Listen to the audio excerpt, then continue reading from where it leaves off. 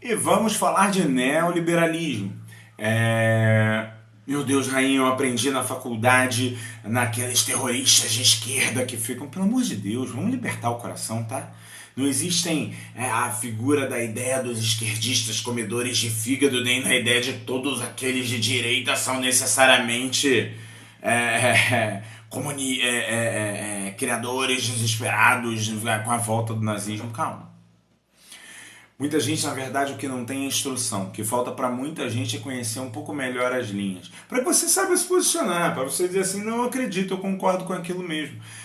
O que me falta é isso. Eu sou perfeitamente capaz de lidar com uma pessoa com uma posição que eu discorde, mas que ela tem aquilo ali, eu vou debater com ela, eu vou discutir e vou apresentar as minhas lógicas. Agora, quando a pessoa não sabe, quando a pessoa desconhece, ela acha que o xingamento é a resposta, ela acha que a negação é a resposta, e tenha muito cuidado. Quando você estiver discutindo com alguém que a ofensa muda para o pessoal, muda para o moral, essa pessoa já perdeu a capacidade de discutir. Isso precisa ser muito pensado.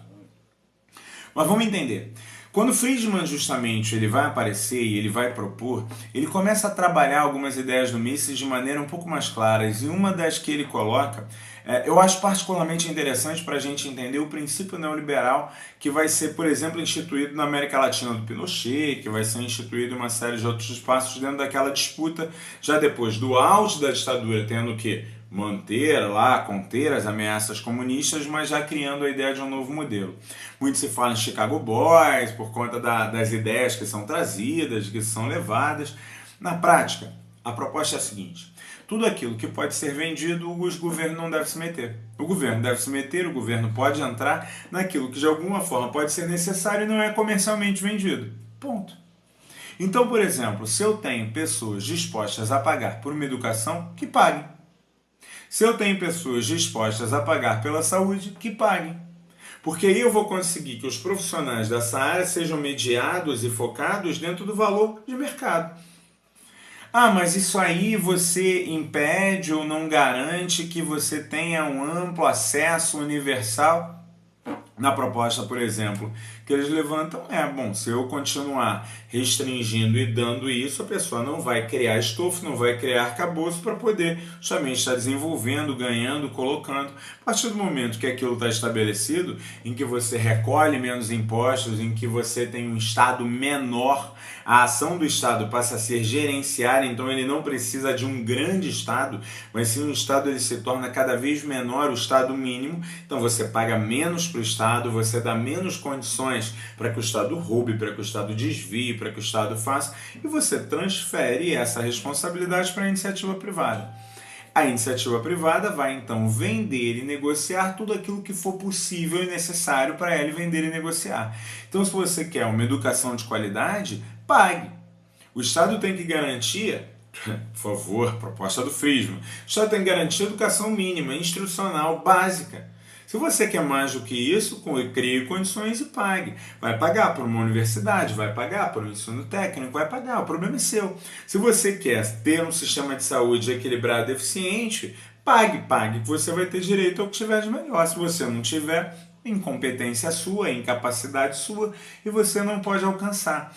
Esse modelo ele tem vários problemas e tem várias leituras, mas na prática ele justamente ele tenta desfocar o sentido do Estado. O papel do Estado como controlador, como mediador, ele perde a responsabilidade e aumenta a responsabilidade do cotidiano.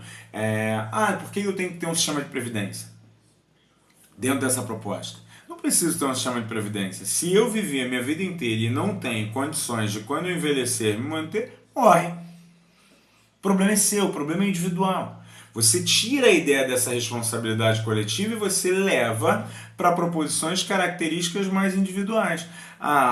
Se eu não tenho condições, vai mendigar, vai fazer o que você quiser. Isso não é responsabilidade do Estado. Ninguém tem responsabilidade sobre isso. É uma ação sua, uma vivência sua.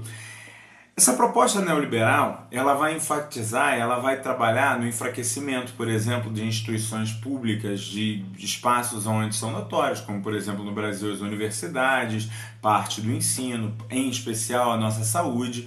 A gente tem um sistema que é modelar para o mundo de saúde pública, no sentido do SUS, porque ele é universal, é muito raro essa ideia de proposições de modelo de saúde universal oferecidos a todos, isso de alguma forma afeta. Então a gente vive um sentido de propostas neoliberais, de sentidos de rediscussões neoliberais, mas ao mesmo tempo a gente tem uma tradição que resiste a princípios neoliberais. Então costuma-se brincar muito que o Brasil ele fica meio que híbrido, ele não se define. Então nós pagamos impostos demais e não temos o retorno esperado para um modelo mais equilibrado de uma social-democracia, mas também a gente paga impostos não tão drásticos, mas também tem alguma coisa, tem alguns elementos que de alguma forma aproximariam disso. Eu continuo falando então agora sobre aquelas linhas de esquerda e de direita pensando no século XX e pensando no século XXI em especial.